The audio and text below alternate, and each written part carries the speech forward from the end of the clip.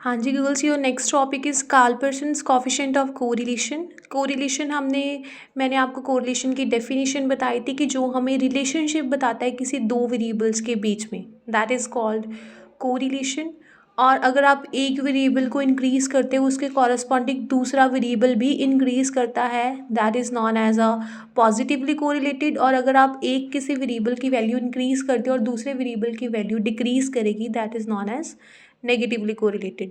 उसके बाद मेरे पास वेरियस मेथड आते हैं कोरिलेशन स्टडी करने के लिए। एक ही मेथड आपके सिलेबस में है, that is Karl Pearson's coefficient of correlation. Karl Pearson's coefficient of correlation में क्या होता है, देखो इसमें क्या है, इसका फॉर्मूला मेरे पास है r x y which is equals to covariance of x y. मतलब इसका फॉर्मूला मेरे पास क्या है, r x Y is equals to covariance of x comma y divided by sigma x sigma Y.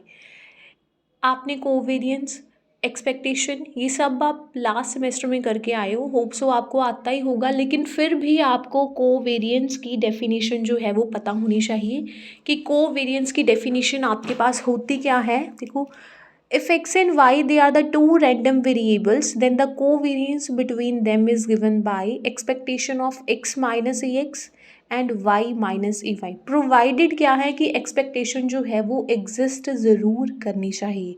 एक तो आपको ये कोवेरियंस की डेफिनेशन पता होनी चाहिए, नेक्स्ट आपको वेरियंस भी पता होना चाहिए कि वेरियंस होता क्या है। वेरियंस की मेरे पास बेसिकली दो डेफिनेशंस होती हैं। एक तो ये है the average of the square of the division which is taken from the mean is called variance. ये सब आप डेफिनेशन आप लास्ट सेमेस्टर में करके आए हो। वेरियंस को हम लिखते कैसे हैं, sigma square is equals to 1/n summation X I minus x bar की होल स्क्वायर। और दूसरी डेफिनेशन आपके पास क्या है कि अगर आपके पास x कोई रैंडम वेरिएबल है और एक्सपेक्टेशन ऑफ x जो है वो एग्जिस्ट कर रही है, then the variance of x is given by expectation of x minus e x की स्क्वायर। तो आपके पास एक्सपेक्टेशन ऑफ x जो है वो किसके इक्वल है, x बार के। बेसिकली आप ये वाली डेफिनेशन हम यहाँ पे अब क्या करेंगे, यूज़। तो देखिए इसका प्रूफ क्या है हमारे पास, ये है मेरे पास R x Y is equals to covariance of x Y divided by sigma x sigma Y. अब मैंने आपको कोवेरियंस का फॉर्मूला बताया। Covariance is basically denoted as sigma x and Y divided by sigma x and sigma Y. Sigma आपके पास क्या है, variance, यानी कि मुझे पता है कि मेरे पास सिग्मा स्क्वायर का फॉर्मूला होता है ये summation I running from 1 to n X I minus x bar की स्क्वायर। ये मेरे पास सिग्मा स्क्वायर का फॉर्मूला होता है। अब अगर मैंने यहाँ पे सिग्मा एक्स वाई निकालना है और मेरे पास यहाँ पे अब स्क्वेयरिंग नहीं है, तो मेरे पास यहाँ पे क्या होगा, सिग्मा एक्स वाई 1/n तो आएगा ही आएगा, और साथ में मेरे पास क्या आएगा, सबमिशन एक्स आई माइनस एक्स बार वाई आई माइनस वाई बार। अगर मेरे पास एक वेरिएबल था तो एक्स आई में आएगा, अब मेरे पास दो वेरिएबल्स हैं तो आपके पास क्या आएगा, 1/n सबमिशन एक्स आई minus x bar into y आई माइनस वाई बार। अब आपके अगर आपने सिग्मा एक्स स्क्वायर, देखो आपको चाहिए क्या, basically sigma x y, sigma x and sigma Y. Sigma x square, अब यहाँ से मेरे पास क्या आ जाएगा, sigma x square is equals to, मेरे पास फॉर्मूला होता है सिग्मा का expectation of x minus e x की होल स्क्वायर। एक तो एक्सपेक्टेशन का फॉर्मूला भी होता है मेरे पास, मैंने आपको दो फॉर्मूलेज बताए थे सिग्मा वेरिएंस के। मेरे पास दो फॉर्मूलेज थे, एक तो ये था 1/n और एक था मेरे पास एक्सपेक्टेशन की फॉर्म में। अब आपके बुक में दो फॉर्मूलेज उन्होंने लिखे हुए हैं, मतलब दो तरह से कार्लपर्सन्स कोफिशिएंट ऑफ कोरिलेशन का प्रूफ जो है वो किया हुआ है। एक तो इस फॉर्मूले के साथ, और पहले उन्होंने एक्सपेक्टेशन लिखा है और फिर उन्होंने 1/n लिखा है। आप दोनों लर्न कर सकते हो तो दोनों कर सकते हो, ठीक है, इट्स अप टू यू कि आपने कौन सा जो है वो अप्लाई करना है।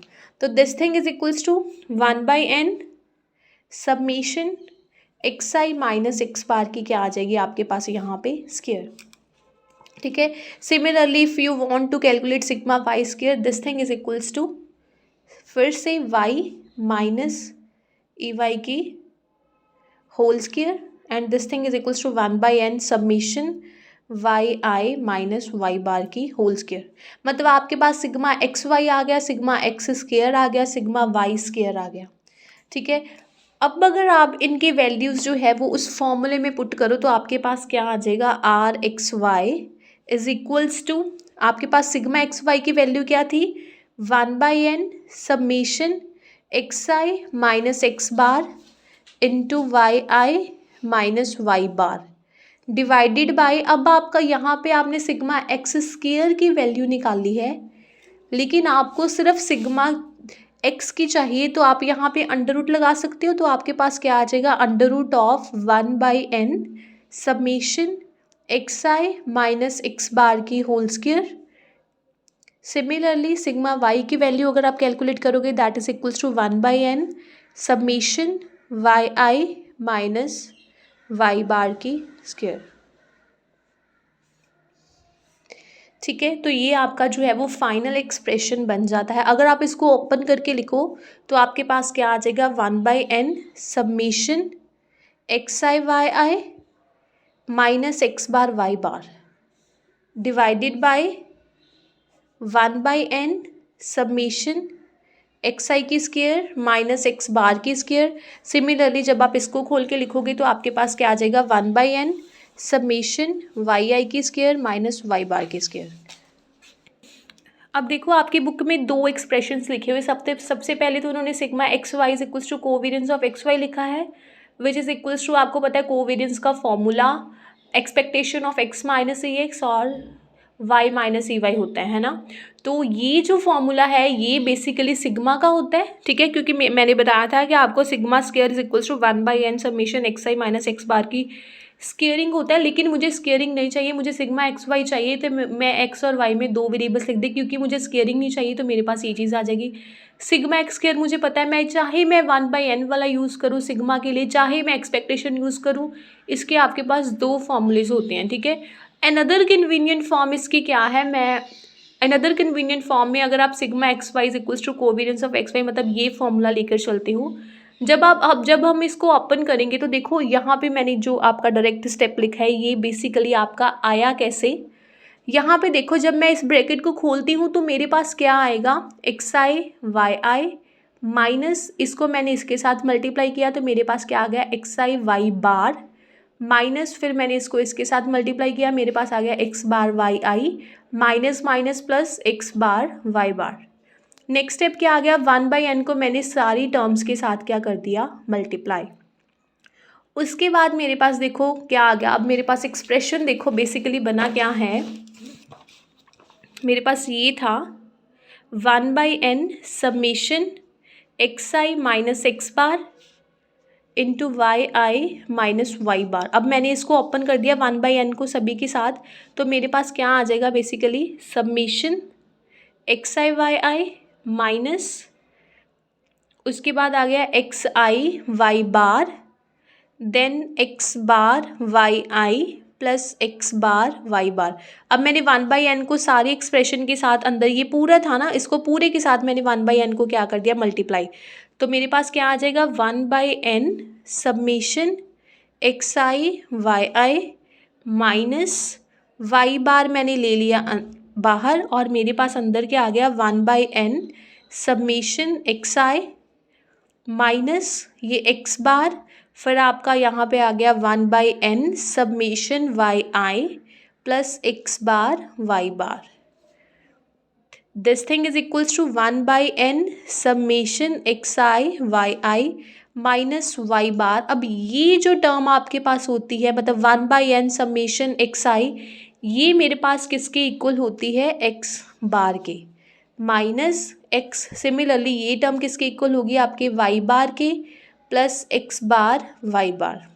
उसके बाद आपकी ये टर्म्स जो हैं, मतलब एक्स बार वाई बार, ये दो टर्म्स जो है वो कैंसिल होगी and you are left with only this thing, x I Y I minus x bar Y bar. इस तरीके से ये आपकी summation x i over n की वैल्यू मेरे पास क्या होती है, एक्स बार। ये आपको पता होना चाहिए, ठीक है।